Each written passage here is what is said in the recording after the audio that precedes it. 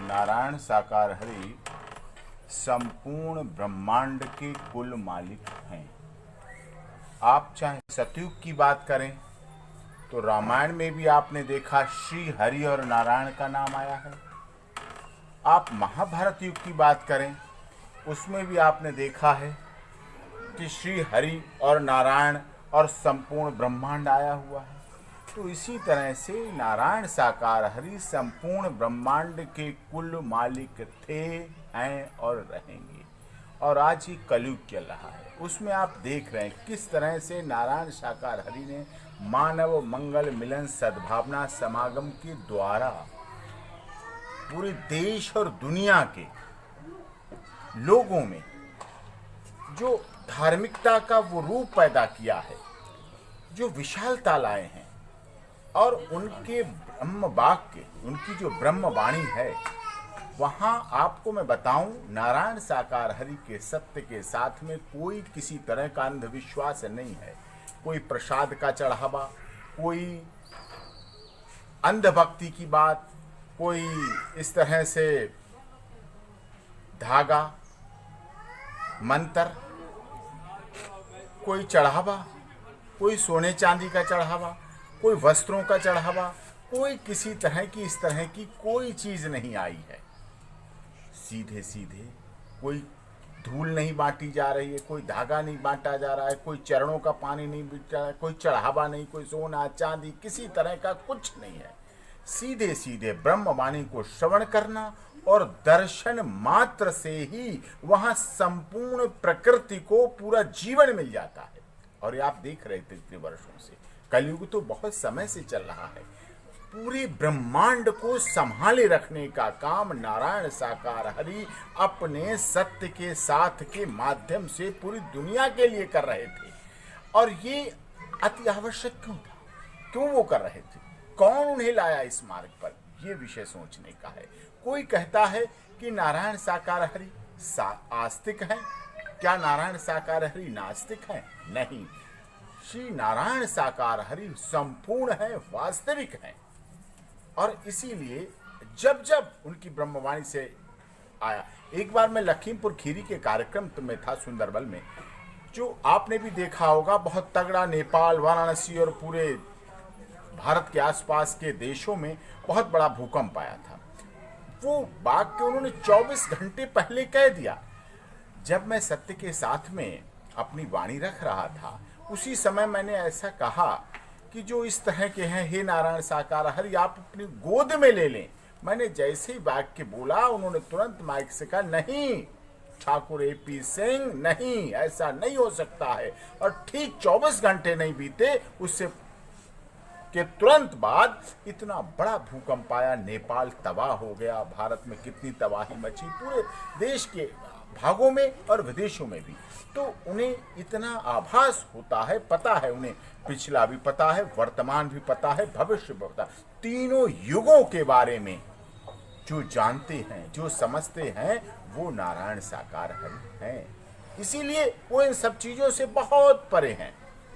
और आप उनके सत्य के साथ में देखें, कोई असमानता नहीं, सब एक साथ बैठते हैं, एक साथ सारी व्यवस्थाएं हैं, सब कहीं ऊंच नीच, कोई जातिवाद, कोई क्षेत्रवाद, कोई भाषावाद, कोई संप्रदायवाद, कोई किसी तरह की कोई झलक नहीं है। सीधे दर्शन और ब्रह्मवाणी, दो ही से उन्हें अपना सब कुछ जिसको चाहिए वो दे देते हैं। ये संपूर्ण सत्य है, अटल सत्य है। देश और विदेश के कितने विद्वान लोग, धार्मिक पराकाष्ठा वाले व्यक्ति, सांसद, मंत्री, मुख्यमंत्री, विधायक, सामाजिक गतिविधियों में बहुत प्रणेता, राजा महाराजा, कितने लोग जो भी उनके दर पे आया, कितने भी सवाल लेके आए, ये मेरा दावा है, मैं खुला दावा कर रहा हूं, जो भी नारायण साकार हरि के सत्य के साथ में ब्रह्मवाणी और श्रवण सुन लेता है, उनके कितने भी आप सवाल लेके आइए मन में, आपको जब नारायण साकार हरि मंचासीन होते हैं तो आपको हर सवाल का जवाब मिल जाता है।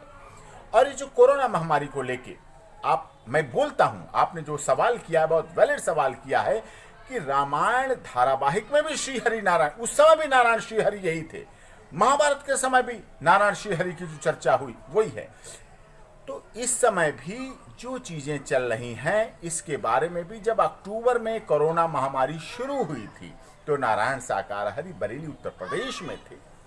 उस समय जो कार्यक्रम वहाँ चल रहे थे सत्य का साथ, और वहाँ उस समय से ही उन्होंने इस बीमारी को बहुत कुछ अपने पे लिया है, बहुत कुछ संभाला। आप सोचते होंगे चाइना में क्यों पहले पहुंच गए, अमेरिका में क्यों तबाही हो गई, इंग्लैंड, लंदन, ब्रिटेन में क्यों तबाही हो रही थी, विदेशों में क्यों तबाही हो रही थी, भारत में क्यों? इसके पीछे और कोई कारण नहीं, सिर्फ और सिर्फ नारायण साकारहरि उसे अपने पे रोके हुए थे।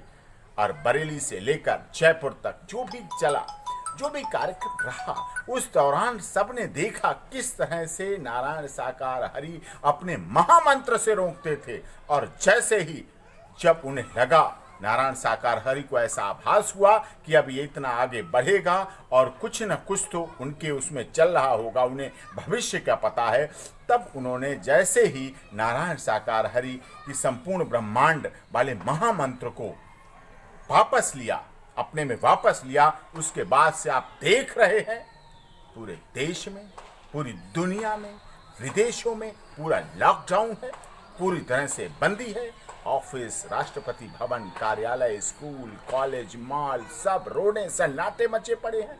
कहीं कोई निकल नहीं रहा है, कहीं कोई आ जा नहीं रहा है, सारी सामाजिक सभी गतिविधियां खत्म हो गई हैं। आप इतने दिनों से देख रहे हैं। और ये सब कुछ क्यों हो रहा है? सिर्फ और सिर्फ नारायण साकारहरि को पता है, उन्हें पता है, और इसका पूरा इलाज भी उनके पास है। क्योंकि जो चीज़ इस दुनिया में हो रही है, ब्रह्मांड में हो रही है, नारायण साकारहरि अपनी ब्रह्मवाणी से और दर्शन से पूरे परिवर्तन कर सकते हैं, बदलाव कर सकते हैं, क्योंकि वही ब्रह्मांड के कुल मालिक हैं। ये मैंने खुद देखा है, समझा है, जाना है, ये सटल अटल सत्य है। और कितने धार्मिक लोग कहेंगे, जिसने भी नारायण साकारहरि को देखा, जो भी सत्य के साथ में आया, एक बार ब्रह्मवाणी को श्रवण करने के बाद वो समझ जाता है, जान जाता है कि नारायण साकारहरि कितनी बड़ी रिलीजियस शक्ति है। और सब दुनिया को ये बात आज सिद्ध हो रही है, पता हो रही है, दिख रही है, क्योंकि उन्होंने पहले से ही बता दिया। कोई दुनिया में ऐसा, पूरी दुनिया में कोई ऐसा महान व्यक्तित्व तो नहीं रहा। दावे कोई लोग करें, बातें कोई करें, टीवी चैनलों पर सत्संग के कार्यक्रम और ये सब कोई करें, लेकिन नारायण साकारहरि का ना किसी टीवी चैनल पे चलता है, ना कोई प्रचार, ना कोई एसएमएस, ना कोई फोन, किसी तरह का। इन सब से दूर हैं, क्योंकि जो ब्रह्मांड का कुल मालिक है, उन्हें इन सब की ज़रूरत ही क्या है? उन्हें क्या ज़रूरत है? वो तो सब कुछ जानते हैं, क्या हो चुका है, क्या होगा और क्या हो रहा है। आकाश, पाताल, धरती, लोगों के तीनों के लोगों के जो प्राणी हैं, वो सब उनके बारे में जानते हैं और वो उनके बारे में जानते हैं। ये अटल सत्य है। इसलिए मैं अपने हर इंटरव्यू, चाहे देश विदेश का हो, कोई भी हो, मैं उनके बारे में ये बात बोलता हूं, और ये आपको भी दिख रही है, सत्य है। डॉक्टर सिंह, आपके जीवन पर आधारित 2 फिल्में बनी हैं, आर्टिकल 375 और मैनू एक लड़की चाहिए। आपका इस पर क्या कहना है? देखिए, फिल्में बॉलीवुड, हॉलीवुड बनाता है, समसामयिक विषयों पर अक्सर फिल्में बनाते रहते हैं, और ये सत्य है। देखिए, बहुत केस लड़ता हूँ, 23 साल से सुप्रीम कोर्ट का परमानेंट लाइफ मेंबर हूँ, और जब सुप्रीम कोर्ट में परमानेंट लाइफ मेंबर हूँ तो ये सब चीज़ें आवश्यक होती हैं। बड़े बड़े केस होते हैं, हाई प्रोफाइल केस होते हैं, हाईलाइटेड केस होते हैं, उस पर बॉलीवुड और हॉलीवुड की भी नज़र रहती है। तो कई बार ऐसी फिल्में हैं जो केसों से रिलेटेड होती हैं, चाहे पीछे पद्मावत का मैटर रहा हो, पद्मावती के जीवन पर आधारित था, रानी पद्मावती के, चाहे हाड़ा रानी के जीवन से संबंधित हो, चाहे हम जो कहते हैं कि धन गया तो कुछ नहीं गया, स्वास्थ्य गया तो कुछ गया, चरित्र चला गया तो सब कुछ चला गया, उस पर आधारित हो। मैंने एक लड़की चाहिए, उस पर आधारित, हमारे जीवन पर आधारित है, जो मेरे जीवन जीता हूँ। जैसे जैसे हाई प्रोफाइल केसेस होते हैं, मीडिया ट्रायल केस होते हैं, राजनीति से केस होते हैं, उन केसों के बारे में देश विदेश सभी जगह, प्रदेशों में केस होते हैं, प्रदेश की राजनीति से संबंधित होते हैं, उन पर राजनीतिक दबाव होता है, मीडिया प्रेशर होता है। तो हाई प्रोफाइल केसों में उन पर नज़र होती है कि किस तरह से तथ्यों को, सबूतों को और जो सच्चाई होती है उसको, केसों को कैसे मीडिया दबा लेती है और कोर्टें उनके दबाव में आ जाती हैं, सच्चाई कैसे धूमिल हो जाती है, कैसे कानून की देवी पर जो पट्टी बंधी है वो बंधी की बंधी रह जाती। कहने को तो कान खोले हैं लेकिन कान भी बंद हो जाते हैं और पट्टी भी बंधी रह जाती है।